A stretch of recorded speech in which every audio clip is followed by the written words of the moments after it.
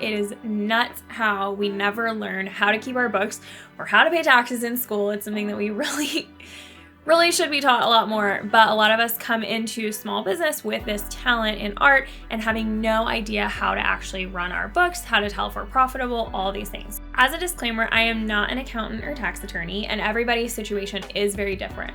Tax codes, etc., change every single year, sometimes more, so I always recommend checking on specific laws before filing. And if you're not already part of stationery school, please check out our membership platform for invitation designers. I teach you art and design courses as well as business education courses like this one to help you level up your stationery business. The biggest thing you can do to help yourself when it comes to taxes is making sure you have deductions in place. What is a tax deduction? A deduction is an expense that's considered ordinary and necessary for your business. Ordinary means it's not totally off the wall, and necessary means that you can prove it had a business use case.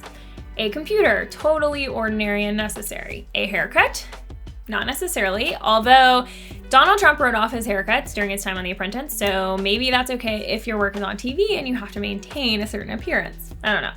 I can't buy dog food and say it's a business expense, even though I personally think that Bodhi is very important to Design by Laney's operations. So common deductions. There's a long list in your workbook, and these include credit card fees, cost of goods sold, which would be prints or paper in the invitation world, overhead costs like internet and lights, payroll, taxes, advertising and marketing fees, etc. There's also a home office deduction if you work at home like a lot of us do, sometimes requires an extra form. You'll take your dedicated office space, which must be exclusive to your business. You'll divide that square footage by the entire square footage of your home and use that percentage. So like mine is about 8% of my total home space. So I'll be able to deduct about 8% of my mortgage, utilities, etc. for my home office. This can't just be like your kitchen table. It has to be a dedicated space, and you and your partner can't both write off the same room if you both work there together, for instance. In the US, there's currently a deduction of 20% for qualified business income, or QBI. So basically you put together all your revenue and expenses, and then you can deduct an additional 20% of your net taxable income. A few people asked if you should still itemize or if you can still deduct other things from your business. So here's where business and personal taxes are different. If you take the standard deduction on personal, then you can't itemize out other deductions. If you run a business, however, your QBI deduction is taken out on net taxable income. So that means all your expenses are deducted prior to this additional 20%, which is really awesome. So yes, you can and should still deduct and itemize everything that you can. Anything that's within that ordinary and necessary bucket can be deducted, and then you'll get 20% off that too, as far as your taxable income.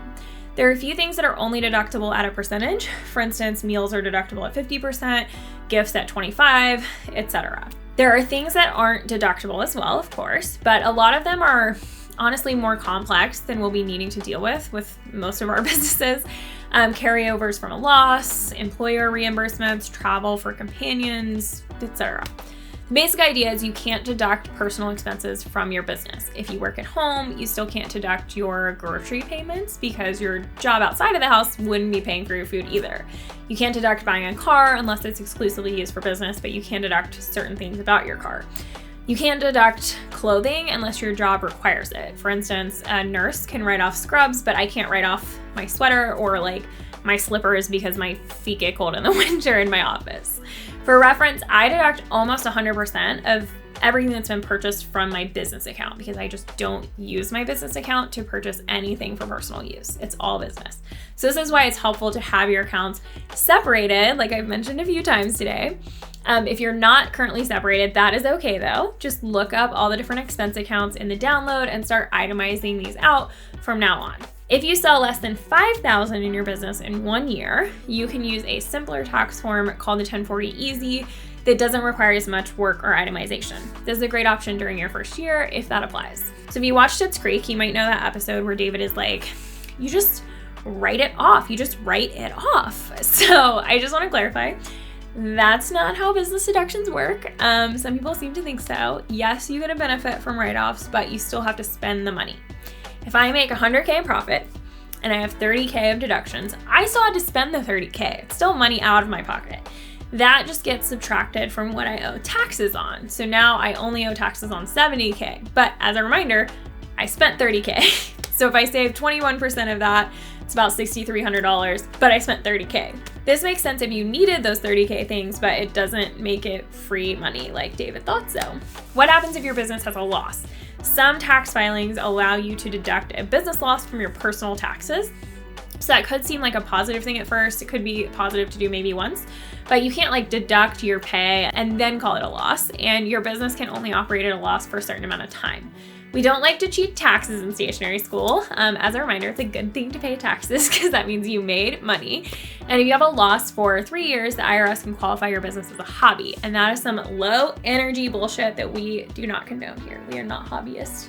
We are CEOs. The only thing that you need to pay special attention to, besides the home office for deductions, is mileage. There's an app called MileIQ, or like QuickBooks has an app.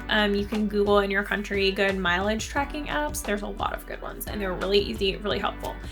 In the year of COVID-19, maybe we don't need that too much, and can estimate based on percentage of business travel versus personal. And one last thing here is if you are contributing to a retirement account, oftentimes you can do that before tax day of the following year and have it count on your previous deductions. So every year in April, I put in $55,000 or now it's $6,000 into my retirement account and deduct that from the previous year's taxes.